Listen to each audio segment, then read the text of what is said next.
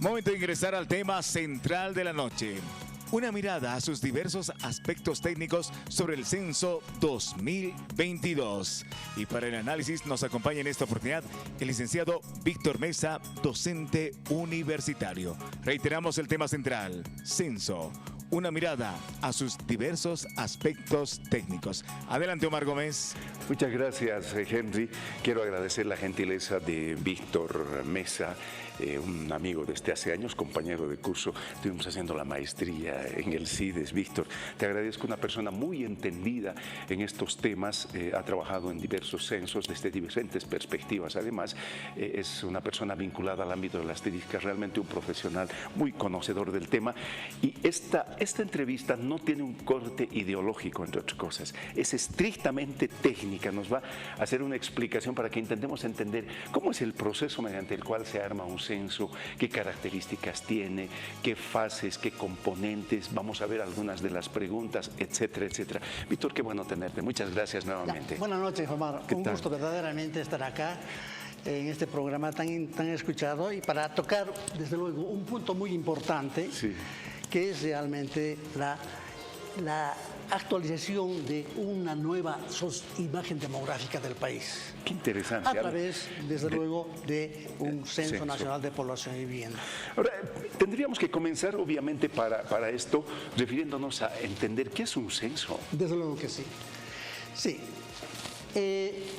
Vamos a ir, tenemos una presentación muy especial mediante la cual vamos a hacer un esquema metodológico para ir precisando algunos temas de lo que representa en este caso el censo. La base va a ser obviamente esto de ver cómo anda el Censo Nacional de Población y Vivienda 2022. Exactamente, sí, es cierto. Vamos a empezar entonces definiendo lo que realmente es un censo. Un censo es el conjunto de actividades destinadas a recoger, procesar, evaluar y difundir datos estadísticos referidos a toda la población de un país y sus viviendas en un momento determinado. Es un operativo estadístico de mayor magnitud que afronta un país, donde participa la población suministrando los datos y los empadronadores recolectando los datos de cada una de las personas y las características de sus viviendas mediante la boleta censal. La unidad de investigación en todo censo es el hogar. O sea, es el núcleo especial, lo que vamos a mirar en pocas palabras. Exactamente. El hogar y todos sus miembros y las viviendas que albergan a dicho hogar. Un censo de población y vivienda es uno de los ejercicios más complejos y masivos que una nación puede emprender en tiempos de paz, donde todos debemos participar activamente. Sí. ¿No? Indudablemente, todo censo es muy importante. Un censo, como fuente primaria de información, proporciona la nueva imagen poblacional de un país. Además, da respuesta a las preguntas: ¿cuántos somos? ¿Cómo vivimos? Y ¿cómo nos distribuimos? También genera información sobre ¿qué? Sobre el volumen, la estructura y la distribución espacial de la población. A ver, expliquemos esto. ¿Qué quiere decir el volumen, la cantidad? La cantidad de población que vamos a empadronar durante el censo, ¿no? Y su distribución espacial, es decir, dentro del territorio nacional, en los departamentos, provincias, cantones y hasta los municipios, ¿no? De modo que entonces ahí tenemos el volumen y la distribución espacial de la población. Además, nos proporciona información de sus principales características demográficas, socioeconómicas y también culturales. Determina también las tendencias poblacionales. Cuando hablamos de tendencias, ¿qué quiere decir esto? Es decir, en el transcurso del tiempo, entonces va variando la población de acuerdo a los tres factores dinámicos de la población, de la fecundidad, la mortalidad y las migraciones. Esos tres factores hacen que la población permanentemente pueda ir cambiando y generando una tendencia hacia un punto dado.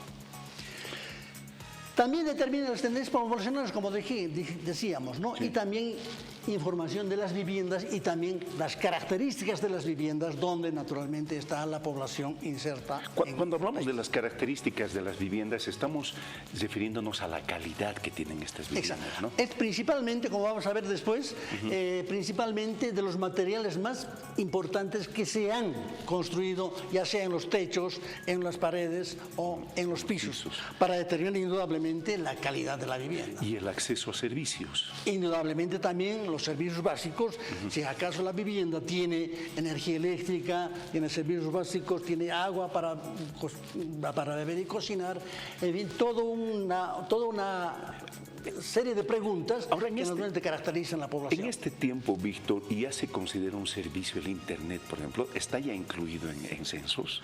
También, indudablemente, entonces, en la tenencia de la vivienda va a estar también incluido, como vamos a ver también después, el acceso a radio, televisión, el acceso al Internet y a todos los medios de comunicación. Qué interesante, ¿no? Ya seguimos mirando.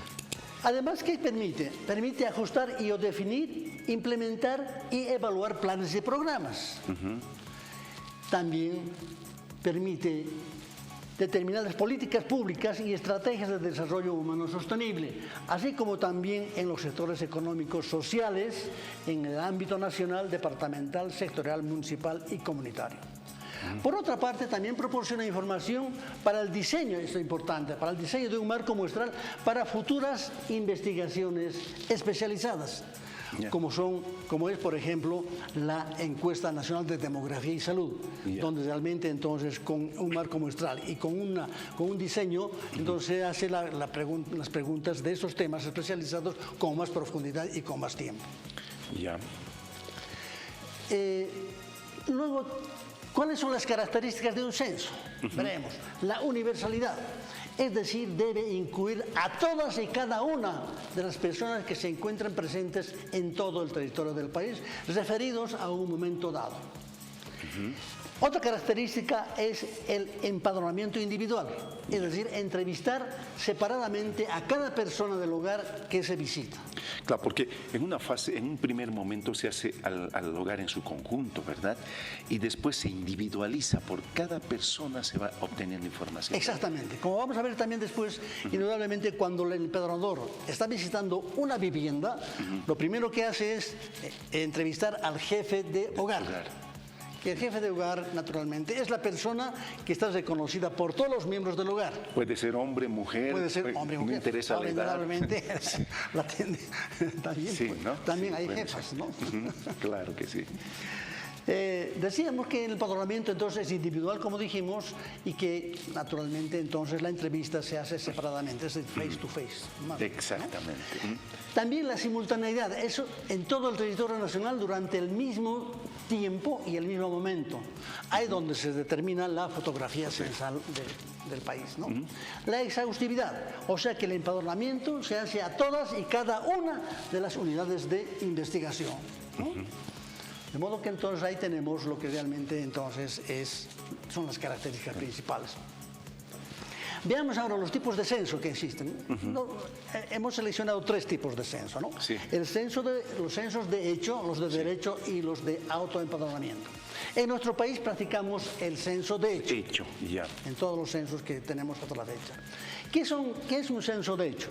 Es un operativo que tiene como objetivo empadronar a todas las personas en el lugar o vivienda donde pasaron, pernoctaron o durmieron la noche anterior al día del censo, es decir, durante el día llamado día censal. Ahora, el censo, eso me llama la atención, el censo ahora se va a realizar en miércoles, ¿no? Miércoles, 16 de noviembre. 16 de noviembre. Sí. Ahora, ¿por qué se escoge un miércoles? Porque regularmente elecciones y otros tipos de eventos se elige en domingo, digamos. Exactamente, ¿no? sí.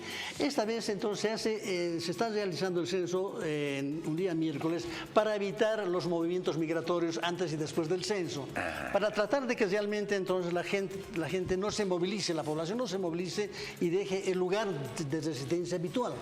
Es importante, eso es fundamental, sí. En este caso, entonces, todos los miembros del hogar censal suministran sus datos personalmente al empadronador para su registro en la boleta censal. Durante este operativo se paralizan todas las actividades y el tránsito de las personas mediante un auto de buen gobierno hasta su conclusión, ¿no?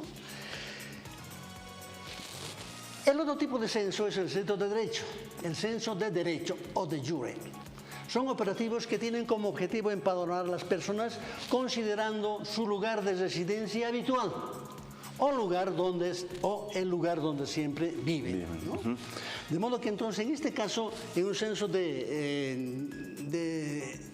jure, la población no es necesario que se paralice, se continúe, pero solamente el periodo de empadronamiento es mucho mayor que el censo de hecho. ¿Cuánto suele ser? O sea, me imagino que depende calculan, ¿no? O tiene un tiempo establecido. Exactamente, aproximadamente, bueno, una semana hasta un mes, ¿no? Ya. Pero después de eso entonces ya, como la población se moviliza, entonces no es muy conveniente que tampoco sea un periodo muy largo de empadronamiento. ¿En qué países o en qué tipo de países se lleva adelante ese tipo ¿Sabes de censo?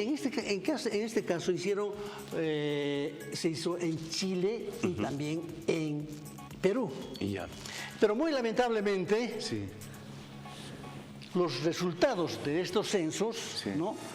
no satisfacieron a la población dada, porque la población proyectada estaba por muy encima de la población censada.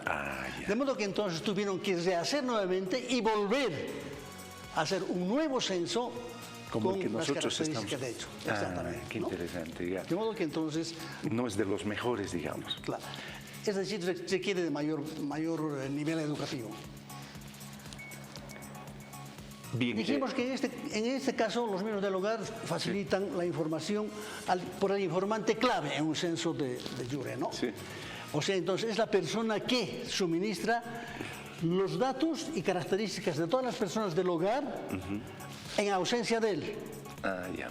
Claro, O sea porque que entonces, claro, ahí se pueden generar los problemas. exactamente, ¿no? Sí. Entonces no siempre el jefe de hogar, que es el informante clave, como dijimos, conoce muy bien las características de todos y cada uno de los miembros del hogar, ¿no? Evidentemente, sí.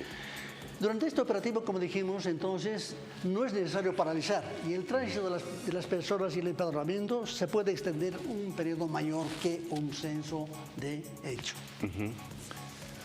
El otro censo es los censos de autoempadronamiento, que son también operativos donde cada persona o jefe de hogar proporciona los datos llenando la boleta censal en su hogar y los remite a la oficina censal, a la oficina central del censo para su procesamiento y análisis. Aquí nosotros ya hemos definido ya el hogar censal como la persona reconocida como tal por todos los miembros del hogar censal.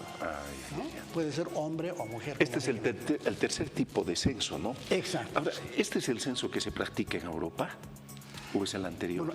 Bueno, en Europa entonces normalmente el autoempadronamiento. Además, en algunos países ya no se hace censo porque realmente tienen registros administrativos demasiado buenos, claro, bien evidentemente, ¿no? Eso es. Qué interesante ese detalle. Seguimos. También se define lo que realmente es hogar censal. Hogar censal es la persona o grupo de personas con relación de parentesco o no, que habitan una misma vivienda y que al menos para su alimentación dependen de un fondo común, al que la persona o personas aportan ya sea en dinero o en especie, ¿no? Sí. Entonces ahí tenemos el llamado hogar censal, ¿no? Ahora vamos a ver las fases de un censo. Es parte más importante prácticamente de un censo, ¿no? Sí. Que es la fase precensal, Sí. la fase netamente censal y la post-censal. A ver, vayamos a esos detalles. En la fase precensal, una de las actividades muy importantes es la actualización cartográfica. Aquí tengo yo un resumen de lo que realmente. La actualización cartográfica es el conjunto de actividades que se realizan para registrar en la documentación cartográfica las modificaciones y cambios que se han presentado o que se han realizado desde el censo anterior. ¿Identificando qué? Identificando los nuevos nombres, las demarcaciones, edificaciones, calles, plazas y otros accidentes geográficos. utilizando la simbología y elementos cartográficos censales. La actualización cartográfica es una actividad clave para el empadronamiento y sectorización de las áreas de empadronamiento y determinar las cargas de trabajo para cada empadronador. De modo que entonces aquí realmente es sumamente importante esta actividad, puesto que estamos prácticamente entonces asignando cargas de trabajo a cada empadronador. Un empadronador empieza su trabajo, por decir, por ejemplo, en la casa número 100 hasta la 120. Es su carga de trabajo, segmento censal. Donde entonces la persona debe ir exhaustivamente, vivienda por vivienda, empadronando y haciendo de que realmente entonces cubra su carga de trabajo. Ahora, aquí se saltan muchas preguntas, Víctor, porque este es uno de los problemas más grandes, y tú te habrás dado cuenta, que ha llamado a la discusión política, etc. Ahora, tú nos explicabas, la actualización cartográfica te da una mirada de cómo está distribuida, cómo está organizada la población. En base a eso, tú asignas las viviendas que va a visitar un empadronador. Ahora, si no se hubiera actualizado eso, existe la posibilidad de que haya nuevas viviendas, hayan desaparecido otras, etcétera, etcétera, y pueden haber cargas censales no cubiertas o no eficientemente armadas. Desde luego que sí. Pues entonces, por eso entonces la actualización cartográfica es sumamente importante para eso, para tener una imagen. Todo el país debería estar segmentado y sectorizado, todo Bolivia, en pedazos, perdón la palabra, pedacitos de trabajo para cada uno de los empadronadores. De modo que entonces no vayan sobreposiciones ni tampoco lugares donde naturalmente el empadronador no pueda abastecer, ¿no? A los empadronadores se les da boletas calculando la cantidad con cargas adicionales o no. Evidentemente. También vamos a ver que en las siguientes diapositivas, evidentemente, es la carpeta del empadronador que se denomina, ¿no? La carpeta del empadronador, entonces, ¿qué tiene? Primero, tiene su segmento censal. A su mapita. Exacto, un pequeño mapa, ¿no? Un pequeño pedazo. Luego tiene las boletas necesarias que ya se han determinado en la fase, en la actualización cartográfica. Las boletas y luego también tiene una hoja de recuento de las viviendas y una hoja de recuento preliminar de la población, del total, hombres y mujeres. De modo que entonces el empadronador ya con la carpeta censal entonces va y además un día antes va a hacer el reconocimiento correspondiente de su área de trabajo con la ayuda del supervisor. De modo que entonces, si acaso realizamos todas estas actividades con esta rigurosidad, entonces tendríamos desde luego un censo, pero de primer nivel y un censo con la experiencia que tú tienes de tantas veces haber participado en censo, Víctor, necesita mucho tiempo hacer un mapa, ¿cómo se llama? Una cartografía. Desde luego que sí. De acuerdo a la experiencia de los anteriores censos, aproximadamente eso se realiza un año antes, ¿no? Ahora tal vez con la nueva tecnología entonces se puede abreviar, ¿no? Pero sin embargo entonces las imágenes, por ejemplo, entonces no nos dan cuántas viviendas o cuántas personas están viviendo en esa imagen que realmente se proyecta, ¿no? Entonces de ahí entonces la actualización cartográfica tiene que ser también visitando cada una de las viviendas para tener el número. Porque ahora tenemos junio, julio, agosto. Y antes, es decir, una actualización cartográfica, ¿cuánto antes del censo tendrías que tener como mínimo? Claro, esta actualización cartográfica no tiene que estar muy alejado del día del censo, ¿no? Casi próximo al censo, ¿no? Para que de este modo entonces no hayan distorsiones, no hayan modificaciones. Porque debe ser toda una logística el que después tengas que a cada uno de los empadronadores distribuirle su área de censado, todo con la cartografía avanzada. Más o menos un tiempo estimativo que esté antes la actualización cartográfica. Máximo tendría que ser un par de días antes, ¿no?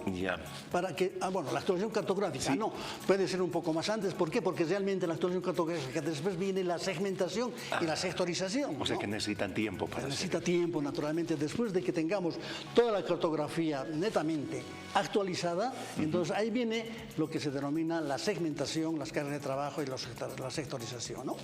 Es impresionante. Esa es entonces realmente la actualización cartográfica, desde luego, es realmente muy importante, ¿no? Vamos a subir a la anterior, el anterior. Positiva, por favor, más antes. El que estamos. Mucho Más antes, antes, no, mucho muy antes, adelantado. mucho antes. Ahí, Ahí estamos. ya. Aunque Incluso uno más, por antes, favor. una más Uno antes, uno más. si pudiéramos. Uno más por antes, favor. por favor. Aquí estábamos, en la actualización cartográfica estábamos. Ya. Sí. Después viene la Ahora definición. viene Sí. prácticamente lo que se está discutiendo actualmente, ¿no es cierto? Sí. La definición del contenido temático de la boleta censal, ¿no? Ahí es, también la fase presensal, ¿no? Sí. También una actividad muy importante. Vamos a hablar es- más adelante sobre el contenido temático censal, ¿verdad? Más adelante, Estaremos sí, sí, sí. adelante, sí. Luego tenemos la campaña llamada de sensibilización censal, es decir, la difusión del censo por diferentes medios. Estamos a tiempo, estamos retrasados, creo, ¿no? Desde luego que entonces estaríamos ahora en este momento entonces difundiendo por todos los medios la realización de nuestro Deberíamos. censo, ¿no? Deberíamos, ¿no? Eso está mal, ya. Es importante. Luego tenemos también la capacitación a los empadronadores y supervisores. Esto es sumamente importante. El empadronador debe ser la persona que conozca muy bien el contenido temático de la boleta. ¿Qué es lo que va a preguntar? Ah, claro. ¿Cómo va a preguntar al empadronado, a la persona a ser entrevistada, para que de este modo entonces la captura del dato entonces sea de lo más eficiente posible, ¿no? Claro. O sea que entonces ahí sumamente importante la capacitación de los empadronadores. También en la fase presensal se realizan los llamados censos de prueba o los censos abreviados. Normalmente se realizaba uno por cada región, ¿no? Altiplano, Valle y Llanos, en áreas elegidas donde tenga una población urbana y población rural. Ya se deberían haber hecho a estas alturas para el Claro. censo del... Tengo entendido de que están haciendo, Ah, ¿no? ya. Pero deberían estar haciendo para que de este modo entonces podamos tener cuáles son las deficiencias que se han presentado, ya sea en la entrevista Sí. o en la misma cartografía censal, ¿no es cierto? De modo que entonces eso es importante. Como dijimos también aquí en la fase presensal, es hacer la distribución de las cargas de trabajo a los empadronadores. Sí. Y también ya hemos dicho de que hay que hacer un reconocimiento de su área de trabajo un día antes. Lo que decíamos rato antes, la carpeta del empadronador, ¿no? La carpeta del empadronador, como dijimos entonces, ¿qué contiene? Contiene un croquis de su segmento. Sí. De modo que entonces está plenamente identificado cuál es su carga de trabajo. Lo que sería en este caso su mapita, en pocas palabras. Exacto, exacto. También tiene una hoja y además las boletas necesarias, ¿no? Claro, porque en la fase presensal ya se tiene conocimiento en cada segmento cuántas aproximadamente personas necesiten y cuántas boletas censales se van a requerir, ¿no? También tenemos la hoja de control y la hoja del empadronador. Luego venimos ya, como quiera el empadronador ya tiene su carpeta censal, ¿no? Con todos los elementos necesarios para ir a la entrevista, llegamos al día del censo. El día del censo donde ya todos los empadronadores ya capacitados, reconocidos su área de trabajo, entonces ya inician su trabajo normalmente a las 8 de la mañana del día del censo. Y ahí nosotros tenemos lo que se denomina también el momento censal, que son las 0 horas de ese día, ¿no? En este caso particular va a ser el día 16 de noviembre. De noviembre, sí, a las 0 horas. De modo que entonces ahí tenemos. Ahora, en todo ese proceso de recolección de datos, entonces aplicamos la boleta censal ya definida, ya discutida, su consensuada, todo. Se supone que hasta eso tendría es sumamente que estar. importante para que realmente ¿Con qué la tiempo de población... anticipación se debe tener una boleta censal? Bueno, la boleta censal debería tener naturalmente entonces un tiempo antes, porque se requiere de la impresión, se requiere de la distribución, todo aquello, ¿no? Mucho o sea que antes. entonces mucho antes, ¿no? ¿Ya deberíamos estar a la altura? No todavía.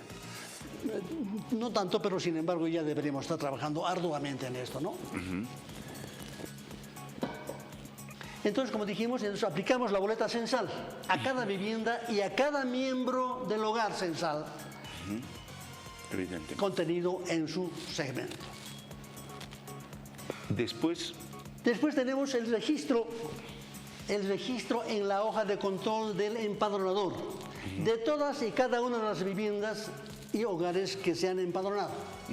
También, como dijimos antes, existe un registro de la hoja del recuento preliminar del número total de la población. Ah, ya, sí. El número de hombres y el número de mujeres. Ya. Eso se hace en una boletita aparte se hace eso. Claro, es una boleta pequeña donde realmente entonces está solamente esos 3 datos, ¿no? Ah, ya. Total, hombres y mujeres. Ah, ya. De modo que entonces esta hojita entonces se entrega al supervisor. El supervisor al jefe de área, al jefe de zona y así sucesivamente hasta el jefe de ciudad. Ya. Esta hojita, naturalmente, entonces sirve para que aproximadamente a esos 10 de la noche en las ciudades capitales ya se pudiera saber los primeros resultados del censo. De la población. Qué interesante. Sí. En la captura del dato se pueden presentar 2 tipos de error. Ya. Censal. El error de cobertura y el error de contenido. Ya. El error de cobertura es cuando realmente entonces la persona o el empadronador no haya formulado la pregunta y haya dejado la respuesta en blanco. Ah, ya. ¿No? Sí. Es un error. Y el error de contenido, sí, entonces, es cuando tanto el empadronador como la persona entrevistada no han comprendido perfectamente muy bien la pregunta, ¿no? De modo que entonces, recalcamos nuevamente de que el proceso de capacitación teórica y práctica de los que van a censar, entonces es sumamente importante, ¿no? Vamos a más. En la fase ya post-censal, cuando ya se han centralizado toda la documentación censal en el INE en este caso, entonces se realiza el procesamiento automático de datos, donde se hacen los análisis de los resultados para su difusión de la información censal por todos los medios. Como una actividad también importante, en la fase post-censal se realizan las proyecciones de población, es decir, para ver desde el momento censal hacia adelante cuál sería el comportamiento demográfico de la población, desde luego considerando la inercia demográfica que se ha presentado en los demás censos. Ah, ¿no? ya. Entonces, ahí se debe hacer algún modelaje especial, ¿no? Claro, evidentemente existen técnicas, naturalmente. Normalmente en el CELADE lo que se estila hacer para la proyección de población, el método llamado de los componentes demográficos, es decir, la fecundidad, los números de nacimientos, sí, la mortalidad, el número de defunciones y las migraciones, ¿no? De modo que estos 3 factores combinados entonces dan lo que es resultado de la nueva proyección, desde luego considerando siempre un año base, que en este caso va a ser el año 2022. ¿No? Vamos ahora más rápido, porque si no el tiempo nos va a quedar realmente cortísimo. Para las restricciones ¿cuáles son las restricciones para la realización de un censo? El auto de buen gobierno, que es dictado por los gobiernos departamentales, donde establece la obligatoriedad de los habitantes a proporcionar la información que se les solicita, ¿no? Además, regula las actividades de los ciudadanos en el día del censo. Nadie puede salir de su casa a no ser que tenga orden de salir. Exacto, nadie sale de su casa. Tiene que esperar al empadronador, ¿no? Evidentemente. Entonces, que este auto de buen gobierno se exige desde las 0 horas del día censal hasta la conclusión del empadronamiento, ¿no? Las restricciones, como dijimos, entonces, la circulación de personas y vehículos, ¿no? El expendio de bebidas y consumo de bebidas alcohólicas y la prohibición de espectáculos públicos. Veamos brevemente una visión histórica acerca de los censos en Bolivia, ¿no? Entonces, no sin antes de decir de que la población es el objeto y sujeto de la planificación. Sin duda que los censos de población constituyen las fuentes más importantes para obtener información estadística donde se empadrona a todos los habitantes en cada momento censal y que logran reflejar la evolución y el crecimiento poblacional. En nuestro país se han realizado hasta la fecha 11 censos de población y 5 de vivienda.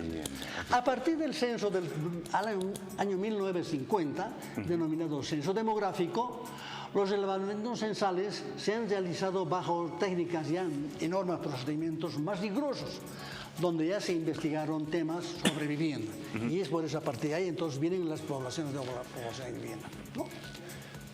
Vayamos a en el siguiente gráfico vamos a ver... Este es interesante, es la tendencia de cómo ha subido nuestra población. Si vemos, ahí está. Tenemos aquí entonces la tendencia demográfica de la población censal, ¿no? Entonces, desde el primer censo... Desde que 1831, aquí interesante. 31, 1835, 45, 54, 82, 900, qué interesante. Esos son los 11 censos, ¿no? Exacto, 11 censos, ¿no? El último censo en Bolivia, como dijimos, entonces se realizó el año 2012, que empadronó mediante un auto de buen gobierno. No. Ahí se tuvo más de 10.059.000. Exactamente. Aquí tenemos los 5 últimos censos realizados en el año 1950, que el 5 de septiembre, donde empadronamos a 2.700.000. 26 años después, el siguiente censo, el 29 de noviembre, sí. Cuarto siglo, ¿no? Sí, cuarto siglo después. Donde empadronamos 4.613.000.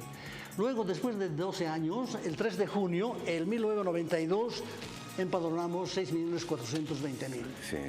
Y luego, 9 años después, sí, el 5 de septiembre del 2001 realizamos un nuevo censo para empadronar 8.274.000. ¿Y el último? Y finalmente, 11 años después, el 21 de noviembre de 2012, donde empadronamos 10.059.000 personas, ¿no? Sí, evidentemente.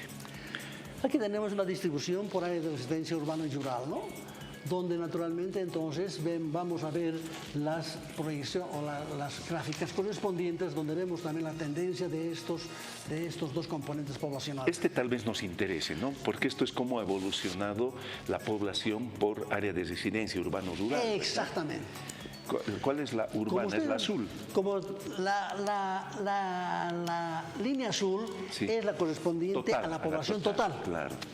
La urbana y la línea es la verde roja. Es la población rural y la roja es la población urbana. Más o menos se voltea, o sea, quiere decir esto, que antes del año 85, 84 debe ser más o menos, ¿no? Sí.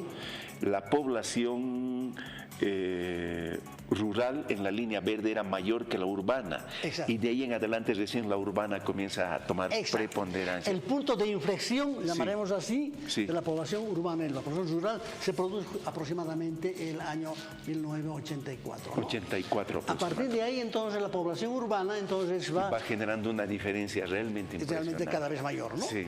Entonces, para conocer el ritmo de crecimiento, entonces recurrimos a las tasas anuales de crecimiento intercensal. Yeah. En Bolivia se aplica la fórmula del crecimiento exponencial entre la población censada y en un censo siguiente. Estas son las tasas de crecimiento. Esas son las tasas de crecimiento, ¿no? La última es la más baja, ¿no? La última está más baja, apenas estaríamos creciendo a un 1.7%, ¿no? Es decir, que por cada 100 personas se incrementa anualmente 1.7 personas, ¿no? Aquí tenemos unas proyecciones de población desde el 2012 hasta el 2020, que en el 2020 tendríamos una población de 11.633.000. Eso más o menos deberíamos tener. A ver, el censo nos va a decir cuánto vamos a tener definitivamente. Exacto. La boleta censal. Permíteme un instante. Antes de entrar a la boleta censal, le vamos a decir a Henry, porque también hay amigos que nos llaman y nos dan su punto de vista a través de las redes. Exactamente, tal como pedimos al inicio siempre del programa, su participación es importante. Y nos llegan estos comentarios. La organización del censo 2022 realmente pésima. Desde la organización hasta la falta total de información y coordinación. Es un comentario. Vamos con el siguiente. Buenas noches. La organización no está siendo coordinada con la sociedad civil. Por ejemplo, la pregunta ¿dónde pernoctaron anoche es errónea. Debe cambiarse por dónde usted reside y dónde usted trabaja. Asimismo, es fundamental saber cuántos se creen indígenas y cuántos se creen mestizos. Por ello es vital incorporar la pregunta correspondiente y si no se tiene una cartografía actualizada, los resultados serán entonces como los obtenidos en el censo 2012. Vamos con el siguiente comentario. Este censo debería ser planificado desde el gobierno de Yanine Áñez, pero lamentablemente durante ese periodo solo se dedicaron a saquear el país. Ahora es un proceso improvisado y solo por cumplir con el pedido de la oposición. Falta de asesoramiento de expertos como el expositor de esta noche.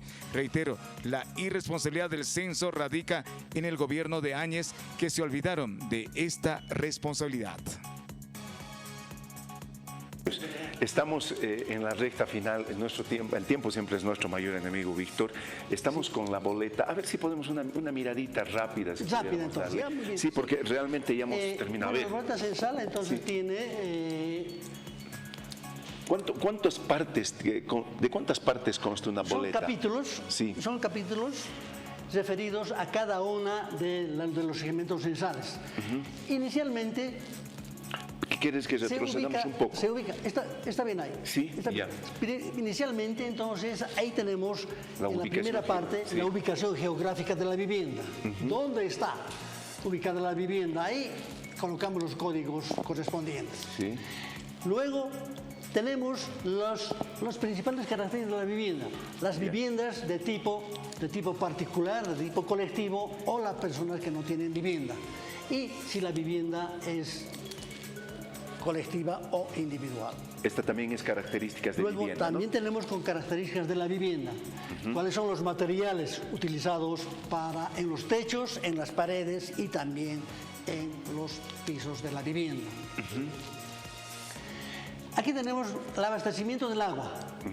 Principalmente el agua que utilizan o que usan la vivienda, de dónde proviene. Y también tenemos aquí si acaso la vivienda tiene servicios sanitarios. Luego también tenemos si acaso tiene un cuarto solo para cocinar. Los espacios para ver Exacto. si están adecuadamente Exacto. con espacios, etcétera. Después, ¿cuántos cuartos, habitaciones ocupa su hogar? Sin contar baños. Y hay otras preguntas también interesantes que tienen Aquí que ver. tenemos la tenencia de la vivienda. Ahí si es propia, si no es propia, en qué Exacto, condición si es propia, está, alquilada, etcétera, ¿no? etcétera. Ya tenemos Es también otro la capítulo. inmigración internacional para ver cuántas personas viviendo aquí en el país se fueron a otro país. También tenemos un capítulo de la mortalidad para ver entonces cuántas personas fallecieron el año anterior al día del censo. También discapacidad, Sí. para ver entonces cuántas personas tienen dificultades para oír. ¿Esto ya es para las personas? Las principales características de la persona. Aquí ya tenemos las principales características de cada persona, ¿no?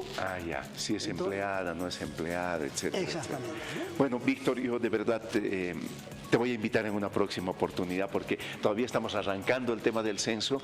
Estaremos analizando contigo la estructura de cómo se ha hecho el diseño de la papeleta, qué características tiene, y te agradezco infinitamente que nos hayas ilustrado, hayas escuchado, las personas han ponderado tu participación ilustrándonos en este tema. Muchas gracias. Al contrario, pues muchísimas gracias de haber estado acá. ¿Ya?